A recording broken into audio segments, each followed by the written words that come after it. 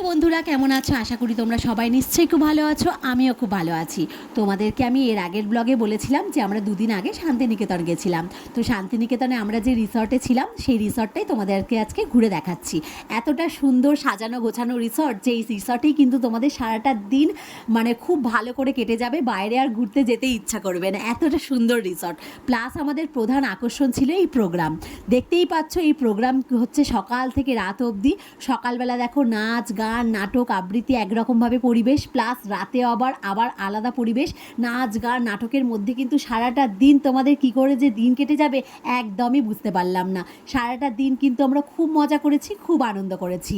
এই programme plus এই রিসর্টের ঘোরাফেরা প্লাস কিন্তু খাওয়ার দাওয়ার যে ক্যাটারিংটা ছিল সেই ক্যাটারিংটা এতটাই ভালো যে তোমাদের বলে বোঝাতে পারবো না। সকাল থেকে রাত অবধি কিন্তু প্রত্যেকটা আইটেম প্রত্যেকটা খাবার দাবার কিন্তু আমাদের খুবই ভালো লেগেছে, সবারই ভালো লেগেছে।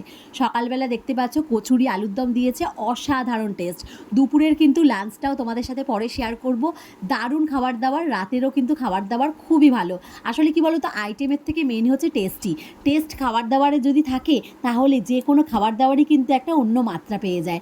দেখতেই পাচ্ছ রিসর্টটা উপর থেকে কতটা সুন্দর লাগছে, প্লাস রুমগুলোও কিন্তু খুবই ভালো। তো আমরা যেহেতু অনেকে মিলে গেছিলাম, তো এই একটা রিসর্টে আমাদের হয়নি, আরেকটাও পাশে আমাদের হোটেল আছে, সেই হোটেলটা তোমাদের পরে শেয়ার করছি।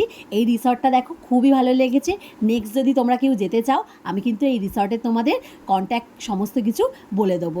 চলো আজকের মতো টাটা।